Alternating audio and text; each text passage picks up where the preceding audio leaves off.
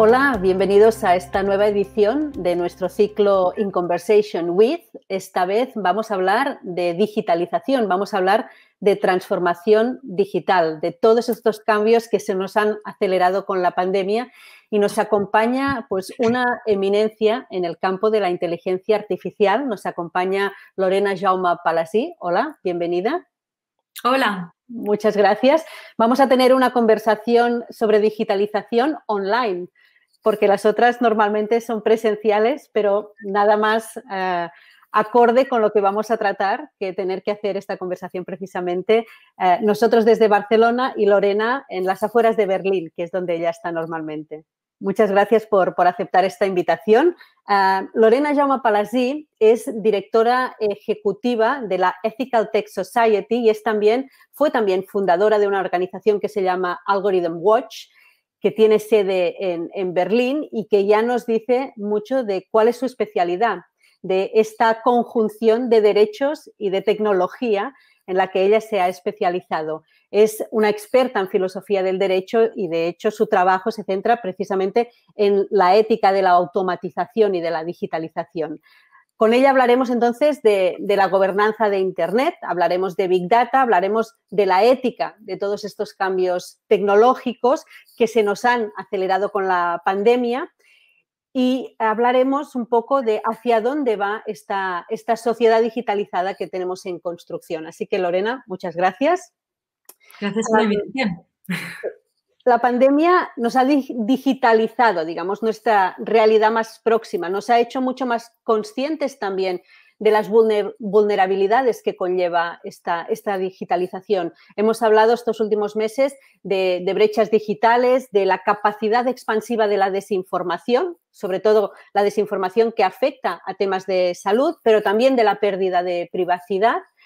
¿De qué manera nos transforma esta tecnología? Y es una pregunta muy general. Empezamos por el todo para ir luego desgranando los detalles, ¿no? Tenemos todas estas percepciones y conciencias de estos cambios, pero ¿qué hemos ganado y qué hemos perdido con este proceso de automatización? Bueno, yo creo que los procesos tecnológicos son procesos mucho más largos de lo que a primera vista da la sensación, ¿no? La forma en que digitalizamos en Europa tiene mucho que ver con el pensamiento europeo, con la forma de hacer ciencia europea y ver el mundo, por un lado, y luego también pues, el proceso de adaptación de tecnología, sea digital, sea inteligencia artificial, algo más complejo o menos complejo, da igual. Es un proceso también mucho más largo de lo que a primera vista parece. Y hay, por así decirlo, factores externos que muchas veces ayudan pues a acentuar determinados movimientos, como por ejemplo el movimiento de digitalización que hemos estado viendo ahora, precisamente pues por eso, porque estamos en mitad de una pandemia y con ello las alternativas que nos quedan, teniendo que restringir nuestros movimientos, pues es lo digital, ¿no? Como tú ya comentabas, lo que se gana y lo que se pierde tiene poco que ver con el medio, a mi parecer. Tiene más que ver con las condiciones bajo las que desarrollamos este tipo de medios. Es decir, la digitalización en una época fuera de la pandemia es algo totalmente diferente que dentro de un contexto como el actual. Y ya lo vemos pues en el tema pues, del diseño, por ejemplo, de apps de rastreo de contacto o en el diseño de medidas para calcular, o de programas para calcular quién debería de recibir una vacuna en primer lugar, qué tipo de categorizaciones hacemos, etcétera. Vemos que ahí pues, la forma de diseñar es mucho más conflictiva, mucho más polarizada, ya que ahí, en cierto modo, confluye un poco o cristaliza un poco dos cosas. La primera es el hecho de que la tecnología es más que simplemente una app que uno tiene y usa a modo personal. La tecnología tiene las mismas características que la infraestructura. Es decir, es escalable como la infraestructura, es decir, si hay un problema, generalmente no afecta a una persona, sino que afecta a colectivos. Es algo que uno no se puede costear solo. Es decir, yo me puedo comprar un pan o yo puedo costearme, pues comprar harina y sal y con un poco de agua puedo hacer un pan yo mismo. Pero una solución digital requiere mucho más de lo que una persona se puede costear. Es decir, empieza con los servidores, sigue con todo lo que es la parte material de la digitalización, que son pues todos los materiales en la naturaleza que se necesitan para crear el hardware. Pongamos pues minerales, productos químicos que primero se tienen que establecer para tener un ordenador o para tener un sensor. Todo eso es una cantidad de requerimientos que una persona misma simplemente no se puede costear y no puede producir, al igual que otro tipo de infraestructura como la infraestructura de autovías o de energía, etcétera. Y con ello, cuando hablamos de infraestructura, hablamos de algo que es, por así decirlo, la arquitectura de una sociedad. Es decir, mediante la infraestructura en una sociedad se decide qué tipo de acceso a servicios públicos es posible, quién tiene acceso, de qué forma se tiene acceso y como Foucault dijo en su día, pues es una de las cosas más profundamente políticas y por así decirlo, de poder político por antonomasia, ¿no? Y con ello, pues, cuando se decide algún tipo de digitalización en medio de una pandemia, sabemos que estamos hablando, pues, de una infraestructura digital o de una infraestructura computacional que va a quedarse, al igual que una autovía. Es decir, cuando uno construye una autovía, aunque no se use, se va a quedar. Y con ello también estamos hablando asimismo de poder. Y lo que sabemos es que, claro, en épocas de pandemia, Naomi Sachs escribió hace más de 10 años uno de los libros más estándares del tema de la ética en tiempos de pandemia. Lo que vemos es que las asimetrías suelen reforzarse dentro de una sociedad y con ello, pues obviamente, este tipo de digitalización en mitad de estos tiempos, pues sí que vemos que en según qué aspectos puede reforzar las asimetrías ya existentes, no solo por la tecnología en sí, sino por el contexto en el que se está creando, es decir, el contexto de urgencia, el malentendimiento de los límites de este tipo de tecnología, expectaciones demasiado altas en este tipo de tecnología, etcétera. Realmente esta dicotomía se ha exacerbado durante la pandemia, ¿no? Y incluso la manera de explicar la capacidad de reacción ante la pandemia, se utilizaba esta dicotomía de las tecnodemocracias y el tecnoautoritarismo, ¿no? Y el uso de la tecnología como no solo tu capacidad de fuerza, pero también tu capacidad de control de la población.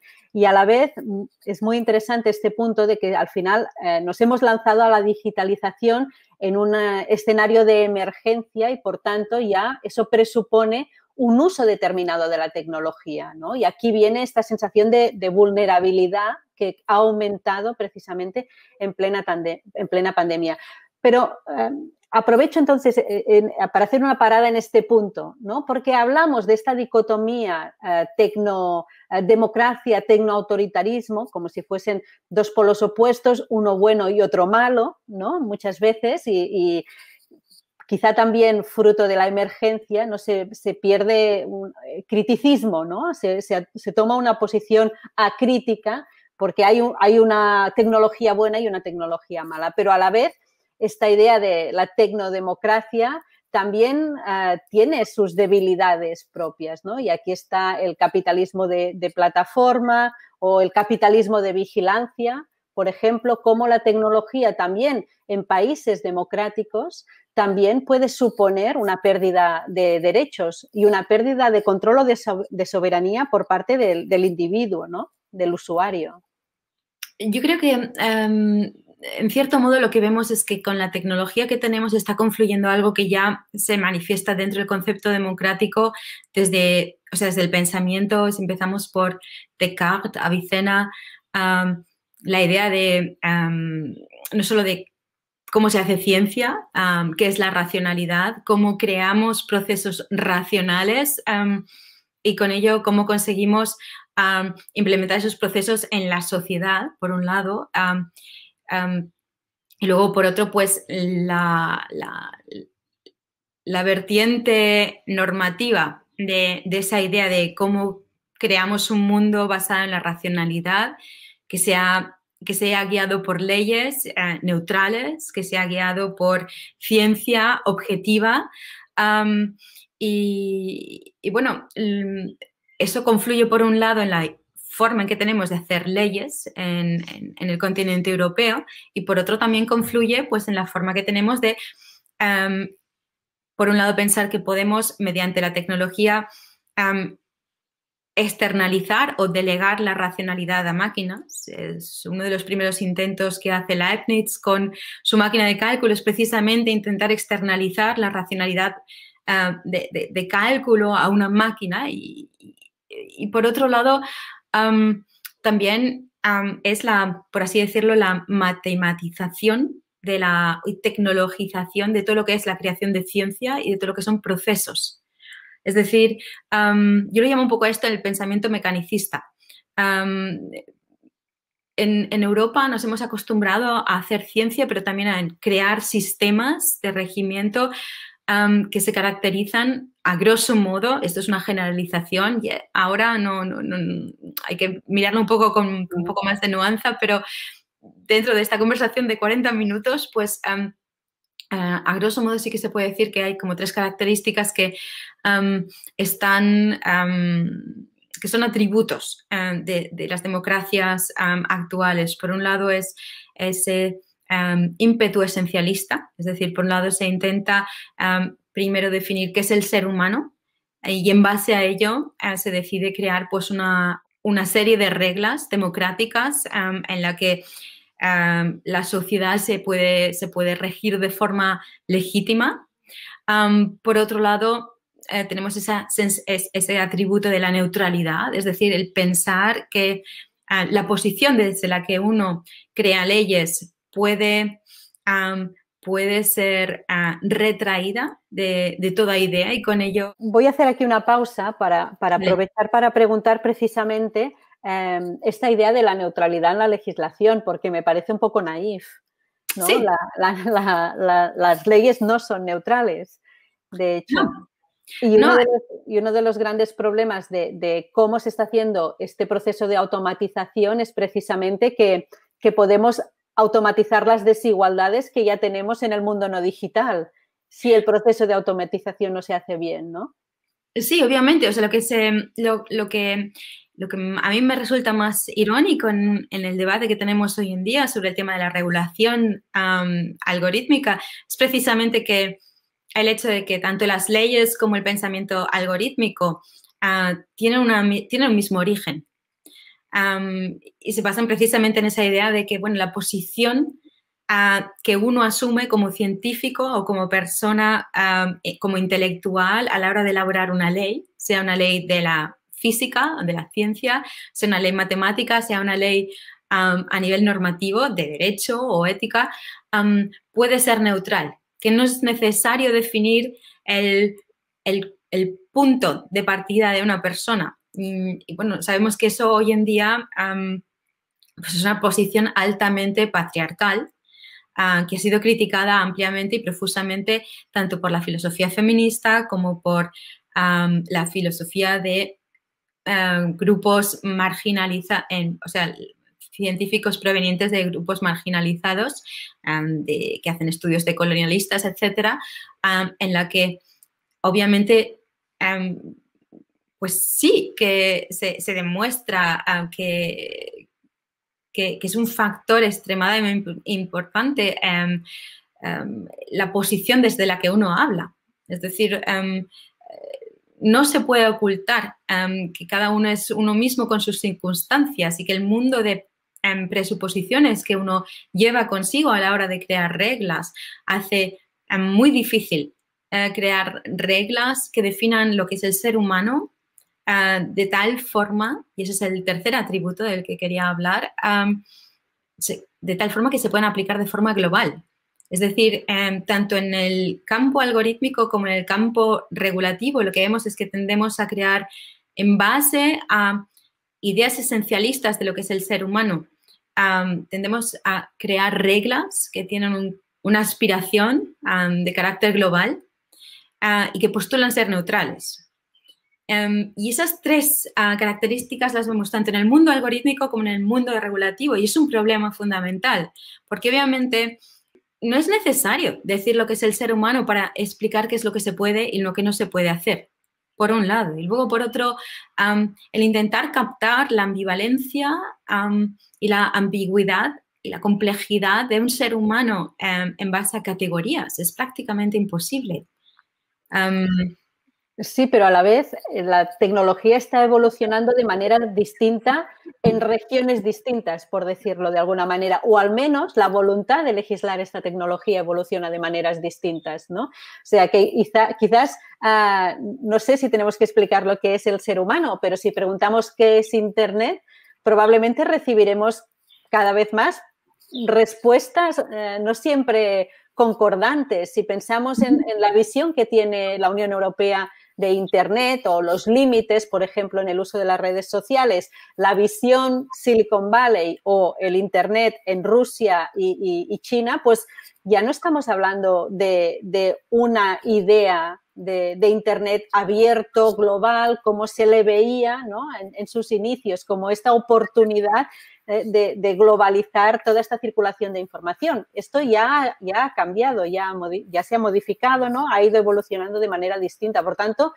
es muy difícil pensar cómo se puede idear una gobernanza global o una gobernanza digital. Bueno, yo incluso iría más allá y postularía de forma muy, muy sarcástica que nunca fue un experimento abierto y global. Fue un experimento anglosajón, ideado desde el militar, con accesibilidad para unos pocos y obviamente con un ímpetu de un tenor estratégico.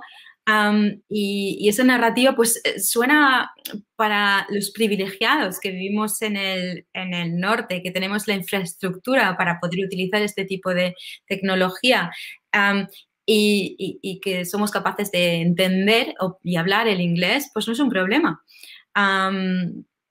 Pero obviamente vemos que el Internet en otras partes del mundo significa otra cosa precisamente porque no hay contenido en el Internet. Y con ello, por ejemplo, la única forma de poder hablar a nivel o comunicarse mediante medios digitales para algunas personas en otros países son los medios sociales, porque ahí pueden utilizar su lengua materna, lo cual no pueden hacer en el Internet porque no hay nada que puedan leer y que puedan utilizar. Por otro lado, vemos que yo pienso que desde el pensamiento postmoderno la idea de que se crea algo con una intención y luego la gente entiende esa intención y permanece dentro de esa intención, yo creo que ya es obsoleta, sobre todo porque la tecnología es mucho más orgánica y parte de nosotros mismos de lo que uno pretende imaginar. Eso también creo que es parte de la conversación europea que nos diferencia frente a otras culturas que no distingue, por ejemplo, en otras culturas esa especie de dicotomía que nosotros tenemos en nuestra cultura de ver, por un lado, la tecnología y, por otro lado, a la cultura o a lo orgánico, a la naturaleza. Es decir, somos animales tecnológicos y no lo reconocemos. Hacemos como si el Internet fuese un objeto que está intentando objetivizarnos y al mismo tiempo es parte de algo mucho más complejo. Es parte de un reflejo de la inteligencia humana, es un aparato cultural y con ello esa especie de dicotomía que estamos creando entre la tecnología y el ser humano no acaba de reflejar mucho más esa dinámica orgánica entre las personas y los sistemas algorítmicos con los que interaccionamos. Yeah. Sí, no sé si es realmente una dicotomía entre la persona y la tecnología, porque es verdad que hemos abrazado esta digitalización quizá forzada por la pandemia, pero toda nuestra identidad digital, digamos, se ha multiplicado en los últimos meses por una sobreexposición también.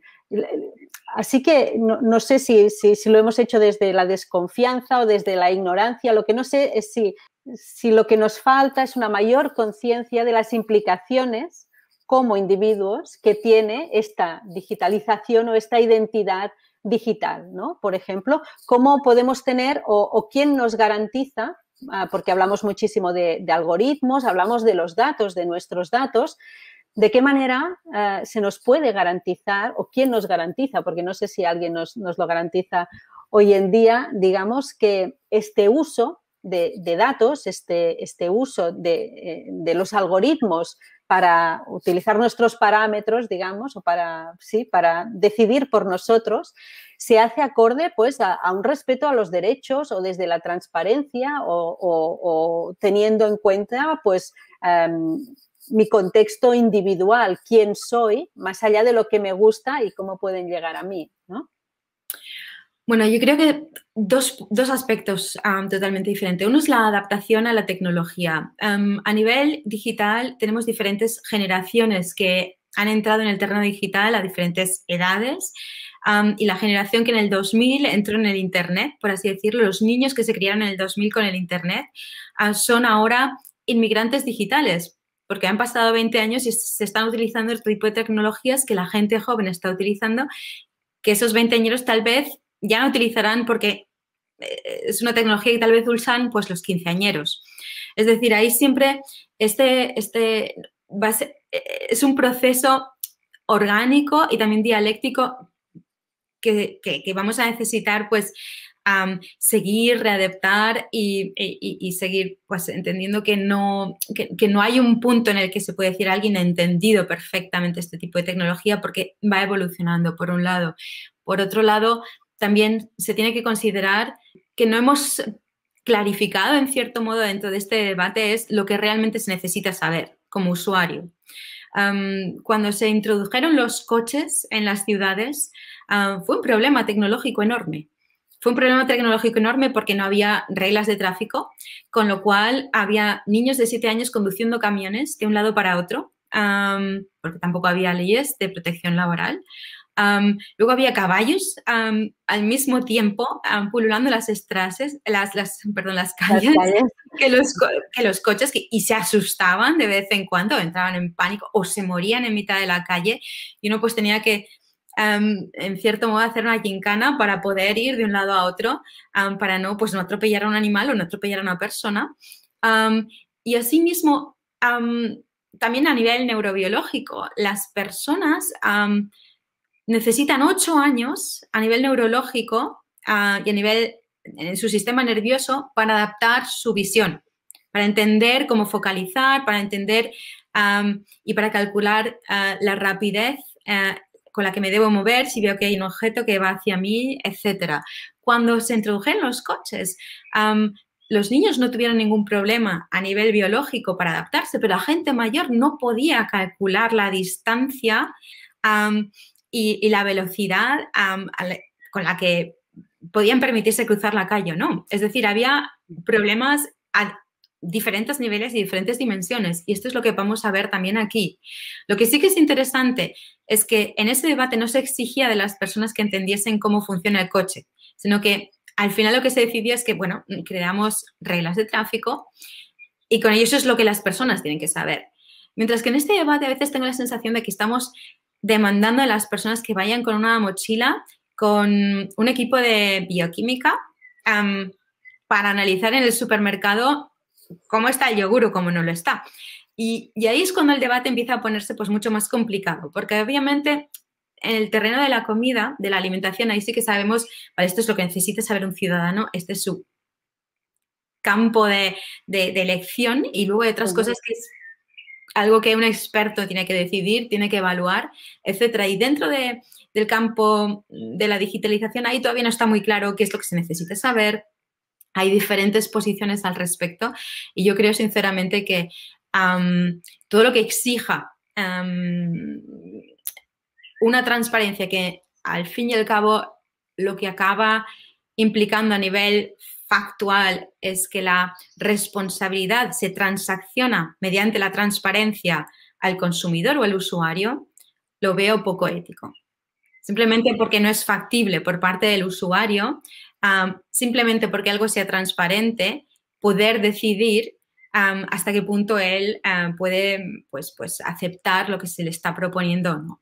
Deberíamos ser todos matemáticos y tenemos que entender de algoritmos, pero además es que también hay expertos que dicen, sí, también hay expertos que dicen que pedir la transparencia algorítmica casi es un principio que nace muerto también por las leyes de protección de la propiedad intelectual, por ejemplo, y que en cualquier caso, más que transparencia, se debería pedir rendición de cuentas, ¿no? El accountability. Y aquí es donde volvemos otra vez al tema de la regulación y de la legislación, ¿no? ¿Cómo se hace esta rendición de cuentas? ¿Quién nos la garantiza? Porque aquí hablabas de los consumidores que van al supermercado, pero lo que hay es unas leyes muy claras de protección al consumidor. ¿Dónde están las leyes de protección al usuario de la tecnología, no? Ahí ese es uno de los problemas grandes que tenemos, precisamente porque a diferentes niveles tenemos un par de conflictos o un par de retos, por así decirlo. Por un lado, y ahí es donde se diferencian los sistemas algorítmicos del sistema legal europeo. Por un lado, los sistemas algorítmicos no entienden a los individuos, no tienen nada, no pueden entender nada de las particularidades de los individuos. Todo lo que creemos que es personalización y entendemos a nivel social como, esto significa que la máquina o que el programa está intentando mirar de forma muy individual cómo soy, qué es lo que me gusta. A nivel técnico es justo lo contrario lo que está pasando. Este tipo de nuevos sistemas dentro del terreno de la digitalización lo que hacen es crear perfiles de forma mucho más microgranular, es decir, perfiles estadísticos. Y un perfil estadístico, en principio, simplemente es destirpar al individuo de sus particularidades para poder decir cómo es un individuo genérico. Es decir, con ello no se dice nada sobre la persona en particular, sino con un individuo genérico dentro de un colectivo. Es decir, esa tecnología es muy buena para explicar cómo es el bosque en una determinada zona, pero es muy mala para describir cómo es el árbol concreto dentro de ese bosque. Eso por un lado. Y luego, por otro, a nivel regulativo, es justo al revés. La democracia no entiende el bosque. La democracia, a nivel dogmático y sistemáticamente, a nivel legal, o sea, a nivel metodológico, es metodológicamente individualista. Los derechos fundamentales son derechos individuales. El sistema legal está construido de tal forma que, en principio, primordialmente se ocupa, pues, precisamente de todo lo que se centra sobre el individuo. Con ello, lo que tenemos es un set de herramientas que nos ayudaría a regular árbol por árbol, pero no nos ayuda a regular el bosque, porque el bosque no lo podemos regular árbol por árbol. Es decir, ahí, claro que obviamente se tiene que tener en cuenta el árbol, claro que es importante mirar cómo,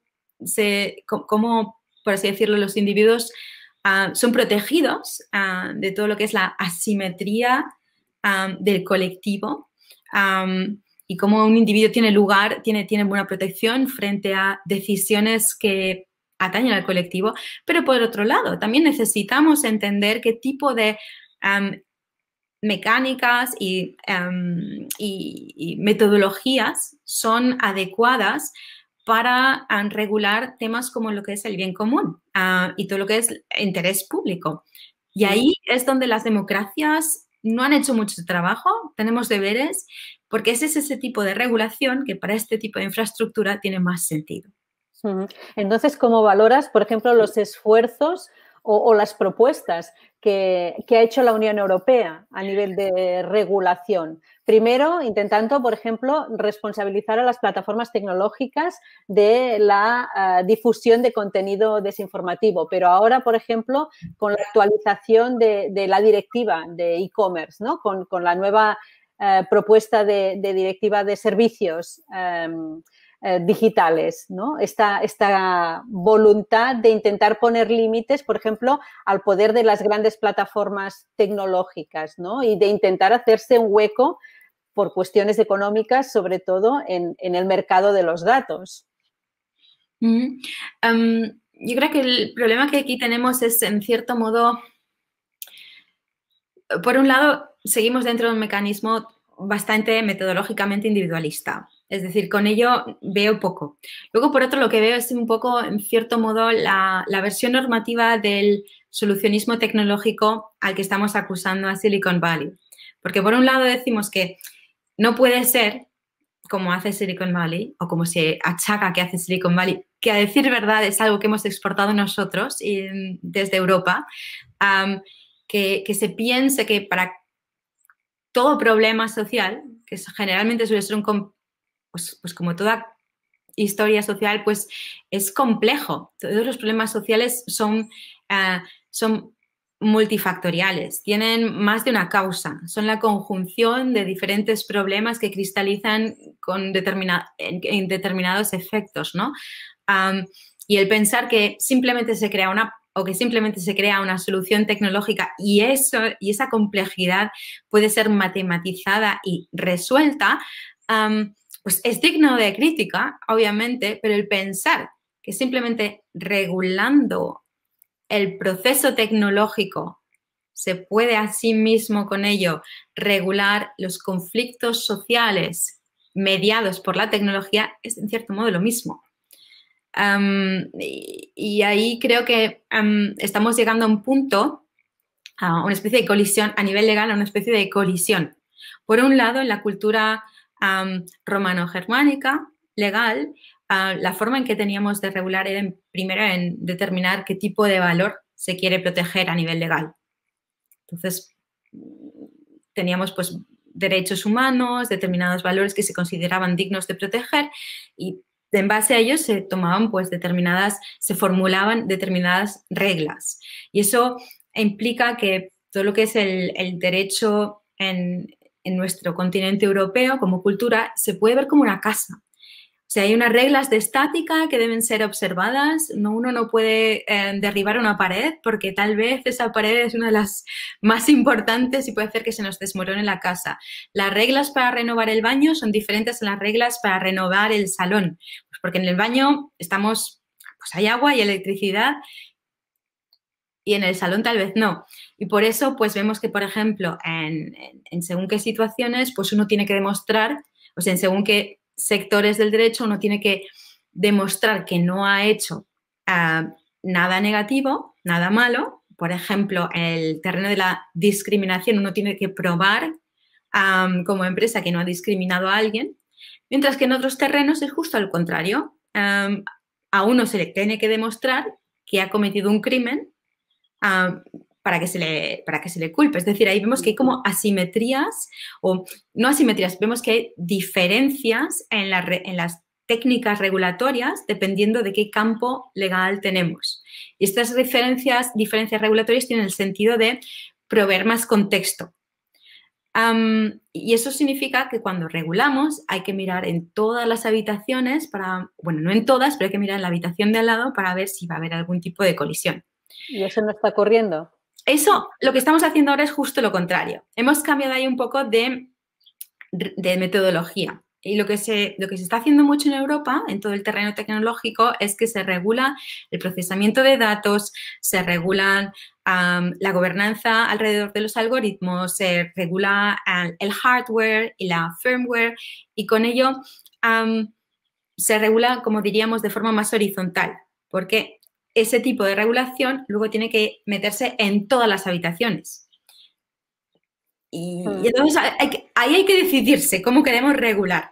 Me has hecho pensar con esta explicación un poco la evolución que he percibido de la estrategia de las instituciones europeas, por ejemplo, ante la desinformación, ¿no? Cómo empiezan sentándose en la mesa con las grandes plataformas tecnológicas, poniendo límites sobre todo o control sobre el contenido desinformativo que se compartía, ¿no? Y cada vez más presión sobre el contenido y más mano o manga ancha para las plataformas tecnológicas para la eliminación del contenido. Pero yo creo que ahora esto ha llegado a un punto tal que las mismas instituciones europeas se dan cuenta que si no van con cuidado, lo que acabas es dañando el derecho a la libertad de expresión. ¿no? O sea que arreglando un problema sin tener en cuenta cuál era el principio que ibas a proteger, ¿no?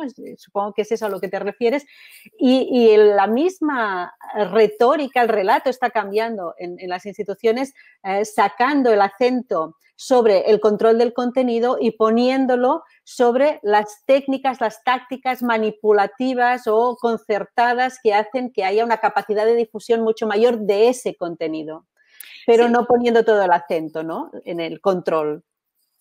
Sí, además es también como, en cierto modo, también a nivel estratégico. Uno también tiene que decirse qué es una tarea del Estado y cuál es una tarea de una empresa. Y ahí un poco confluye también el hecho de que este tipo de compañías están siendo reguladas pues dentro de un sector, y por eso decía antes que este tipo de tecnologías se tienen que entender como infraestructura. Porque la infraestructura no se regula de una forma como si uno fuese una compañía que vende zapatos o que vende libros, sino que se regula de otra forma diferente. Y de momento, para muchas de estas empresas las estamos regulando como si fuesen compañías que venden zapatos o que venden queso online. Y ahí falta un poco más de, o sea, un poco más de esa mirada más infraestructural, porque realmente lo que esas compañías hoy en día han creado son infraestructura social. Los medios sociales, este tipo de plataformas hoy en día son infraestructuras sociales, como nos comunicamos.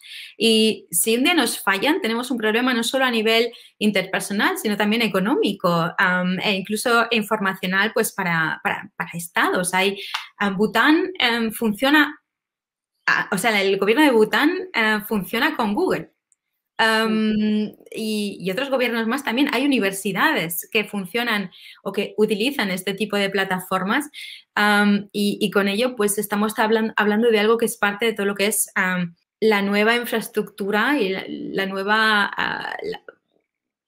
el nuevo agora del siglo XXI. Y ello requiere otro tipo de medidas, pero obviamente lo que uno debe pensarse bien, porque eso nunca lo hemos hecho con la infraestructura en la democracia, en un contexto democrático, es externalizar determinadas competencias a compañías. Y lo que no acaba de cuadrar es, por un lado, criticar la falta de ética de este tipo de compañías, pero por otro exigir que se conviertan en jueces. Las nombramos guardianas, ¿no?, de aquello que nosotros podemos recibir o no. Casi estamos llegando al final de esta conversación, que se ha ido, bueno, precisamente por tu especialidad, ¿no? Tu especialidad de la filosofía del derecho. Yo creo que hemos ido mucho a la raíz de social, ¿no?, como colectivos que aporta toda esta transformación tecnológica, ¿no?, a nuestro entorno más próximo. Entonces, pues ya aprovecho y acabo con una pregunta casi filosófica para redondear esta conversación, pero me gustaría, o sea, saber quién o qué determina qué es verdad en estos momentos.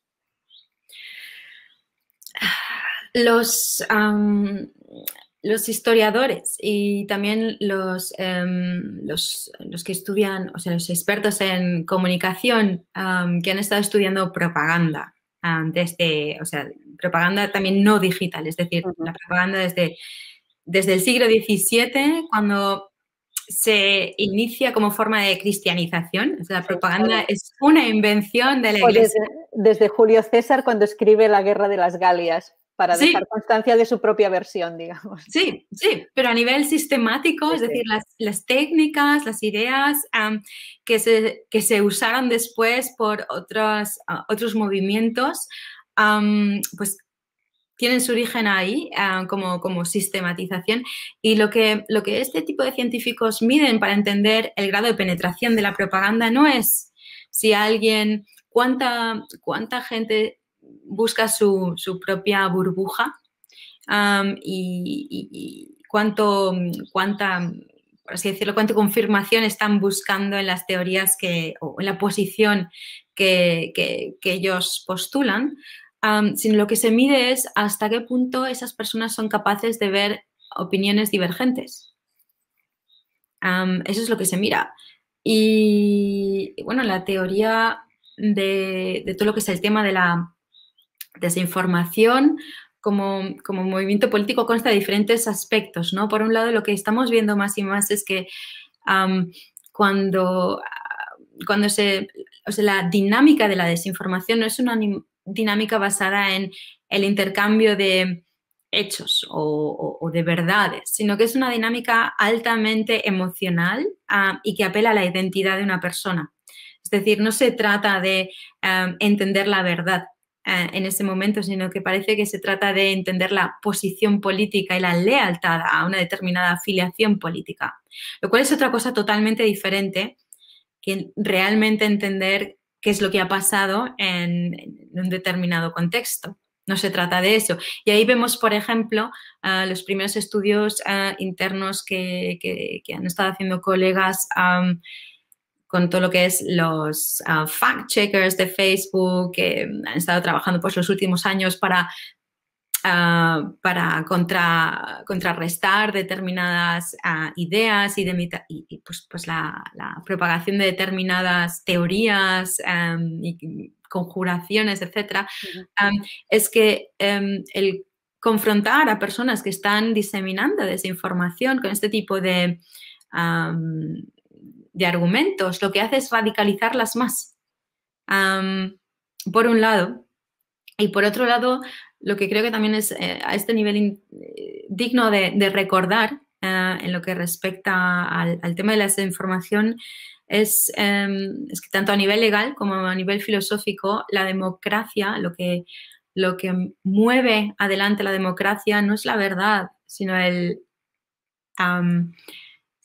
la discordia. El diálogo entre posiciones discordantes, ¿no? Exacto. Tanto en la ciencia como en la democracia es precisamente ese diálogo que puede ser totalmente conflictivo, lo que nos mueve más adelante.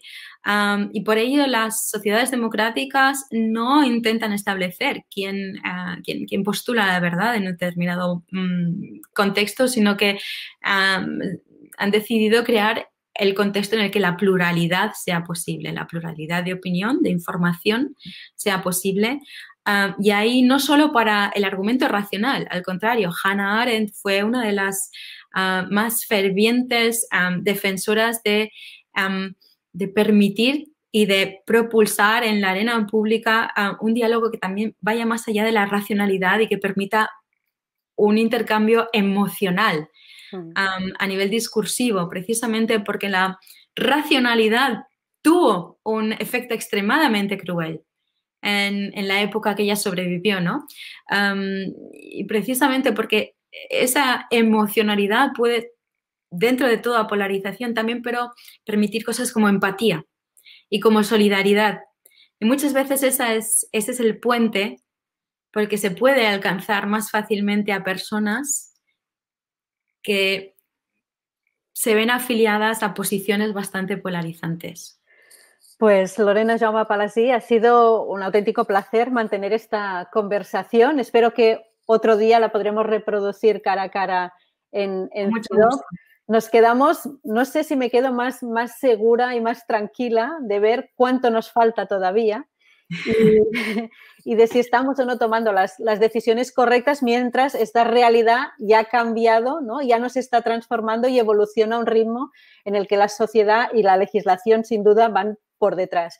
Pero por si acaso, eso es que tenemos mucho trabajo por hacer. Ha sido un placer hablar con Lorena Jaume Palasí. Muchas gracias. Gracias a todos por seguir esta conversación, este ciclo In Conversation With de CIDOB, hoy dedicado a la tecnología y muy pronto con otros temas. Muchas gracias a todos. Gracias, Lorena, y hasta siempre. El placer ha sido mío. Gracias. Gracias.